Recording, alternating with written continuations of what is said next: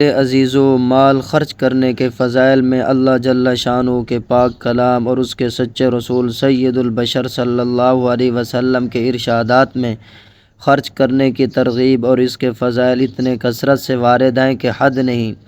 ان کو دیکھنے سے معلوم ہوتا ہے کہ روپیہ پیسہ پاس رکھنے کی چیز ہے ہی نہیں، یہ پیدا ہی اس لیے ہوا ہے کہ اس کو اللہ تعالیٰ کے راستہ میں خرچ کیا جائے۔ جتنی کثرت سے اس مسئلہ پر ارشادات ہیں، ان کا 10واں 20واں حصہ بھی جمع کرنا مشکل ہے۔ میرے محترم دوستو، حضرت جابر رضی اللہ تعالی عنہ فرماتے ہیں کہ ایک مرتبہ حضور اقدس صلی اللہ علیہ وسلم نے خطبہ پڑھا جس میں ارشاد فرمایا، اے لوگو، مرنے سے پہلے پہلے اپنے گناہوں سے توبہ کر لو اور نیک عمل کرنے میں جلدی کیا کرو، ایسا نہ ہو کسی دوسرے کام میں مشغولی ہو جائے اور وہ رہ جائے، اور اللہ جل شانہ کے ساتھ اپنا رشتہ جوڑ لو کہ کثرت سے اس کا ذکر کر کے اور مخفی اور اعلانیہ صدقہ کر کے، اس سے تمہیں رزق دیا جائے گا، تمہاری مدد کی جائے گی اور تمہاری شکستگی کی اصلاح کی جائے گی۔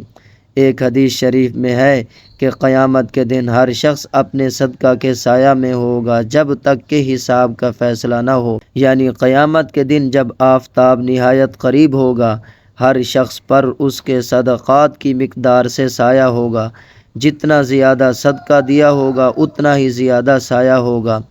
ایک دوسری حدیث شریف میں ہے کہ صدقہ قبروں کی گرمی کو دور کرتا ہے اور ہر شخص قیامت میں اپنے صدقہ سے سایہ حاصل کرے گا۔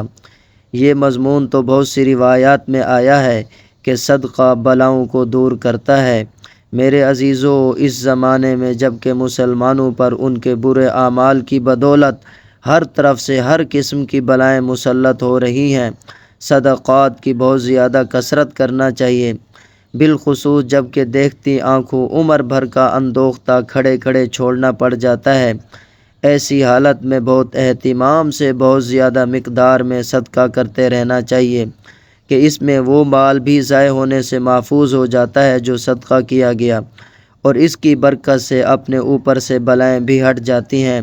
مگر افسوس، ہم لوگ ان احوال کو اپنی آنکھوں سے دیکھتے ہوئے بھی صدقات کا اہتمام نہیں کرتے۔ ایک حدیث شریف میں ہے کہ صدقہ برائی کے 70 دروازے بند کرتا ہے۔ ایک حدیث شریف میں ہے کہ صدقہ اللہ جل شانہ کے غصے کو دور کرتا ہے اور بری موت سے حفاظت کرتا ہے۔ ایک حدیث شریف میں ہے کہ صدقہ عمر کو بڑھاتا ہے اور بری موت کو دور کرتا ہے اور تکبر اور فخر کو ہٹاتا ہے۔ ایک حدیث شریف میں ہے کہ حق تعالی شانہ ایک روٹی کے لقمہ سے یا ایک مٹھی کھجور یا کوئی اور ایسی ہی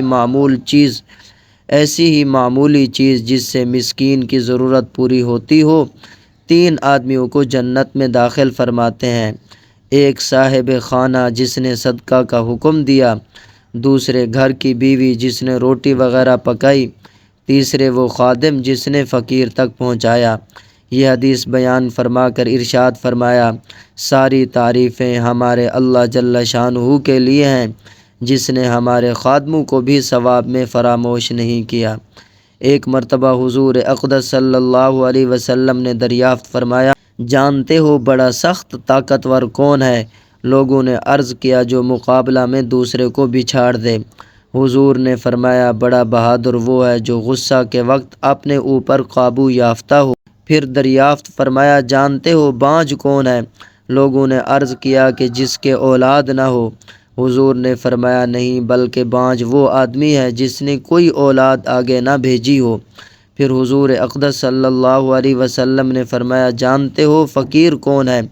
لوگوں نے عرض کیا، جس کے پاس مال نہ ہو۔ حضور نے فرمایا، فقیر اور پورا فقیر وہ ہے جس کے پاس مال ہو اور اس نے آگے کچھ نہ بھیجا ہو، یعنی وہ اس دن خالی ہاتھ کھڑا رہ جائے گا جس دن اس کو سخت احتیاج ہوگی۔ حضرت ابو ہریرہ رضی اللہ تعالی عنہ فرماتے ہیں کہ حضور اقدس صلی اللہ علیہ وسلم نے حضرت عائشہ رضی اللہ عنہا سے فرمایا کہ اپنے نفس کو اللہ تعالیٰ سے خرید لے، اگرچہ کھجور کے ایک ٹکڑے کے ساتھ ہی کیوں نہ ہو، میں تجھے اللہ جل شانہ کے کسی مطالبہ سے نہیں بچا سکتا۔ اے عائشہ، کوئی مانگنے والا تیرے پاس سے خالی نہ جائے، چاہے بکری کا کھر ہی کیوں نہ ہو۔ امام غزالی رحمۃ اللہ علیہ نے لکھا ہے کہ پہلے لوگ اس کو برا سمجھتے تھے کہ کوئی دن صدقہ کرنے سے خالی جائے، چاہے ایک کھجور ہی کیوں نہ ہو، چاہے روٹی کا ایک ٹکڑا ہی کیوں نہ ہو۔ اس لیے حضور اقدس صلی اللہ علیہ وسلم کا ارشاد ہے کہ قیامت میں ہر شخص اپنے صدقہ کے سایہ میں ہوگا۔